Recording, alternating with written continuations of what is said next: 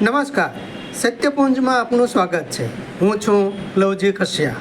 પાલીતાણામાં ગાયને માતાનો દરજ્જો આપવાની માંગ સાથે સાધુ સંતો અને ગૌ પ્રેમીઓ દ્વારા આવેદન અપાયું હતું. ગાયને માતાનો દરજ્જો આપવાની માંગ સાથે પાલીતાણામાં સાધુ સંતો અને ગૌ પ્રેમીઓ દ્વારા અપાયું આવેદન. ગાય ઉપર થતા અત્યાચારો રોકવા અને ગાયને માતાનો દરજ્જો આપવાની માંગ સાથે પાલીતાણા ખાતે સાધુ સંતો, હિન્દુ સમાજના આગેવાનો તથા ગૌ ભક્તો દ્વારા પ્રાંત અધિકારીને આવેદન આપી સરકાર સમક્ષ હિન્દુ સમાજની લાગણીઓ વ્યક્ત કરવામાં આવી છે.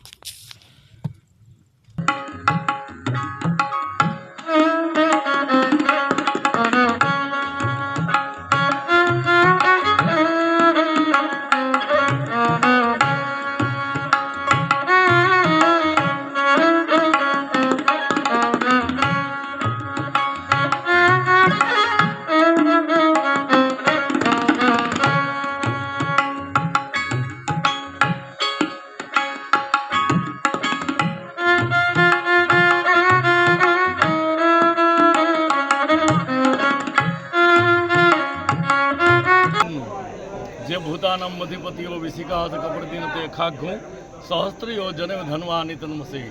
ભારતીય સંસ્કૃતિમાં ગાયને માં ગણવામાં આવે છે. ભારતીય સંસ્કૃતિના 7 ગ, ભગીરથભાઈ, 7 ગ અત્યારે મુશ્કેલીમાં છે. ગૌ, ગંગા, ગાયત્રી, ગીતા, ગુરુ, ગોપાલ અને ગણેશ. આ 7 ગ ઉપર આજે પ્રહાર થઈ રહ્યા છે. ત્યારે જો ગાય જ નહીં રહે તો ભવિષ્યમાં આપણા સંતાનોને ગાયના સ્ટેચ્યા બતાવવાનો વારો આવશે.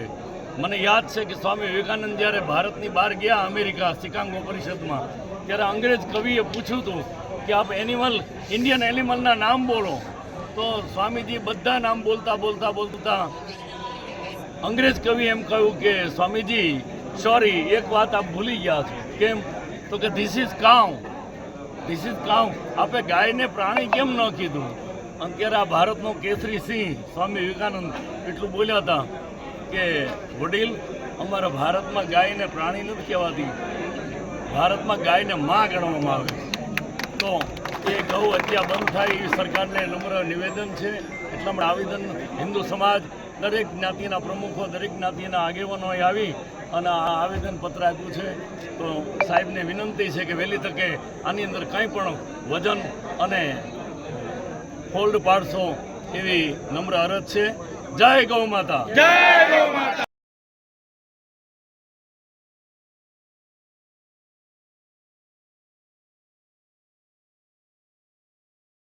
રોજ તારીખ 7/5/2026 રોજ પૂરા ભારત દેશની અંદર જગતગુરુ શંકરાચાર્ય સાધુ સંતના સાનિધ્યમાં આ ગો સન્માન અભિયાન ચાલી રહ્યું છે.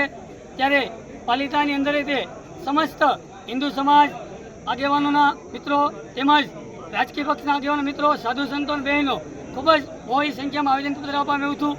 આવેદનમાં ભારત દેશની અંદર ગૌ માતા રાષ્ટ્રમાતા ઘોષિત થાય, ભારત દેશની અંદર ગૌ હત્યા બંધ થાય અને ગૌ સન્માન જળવાઈ રહે.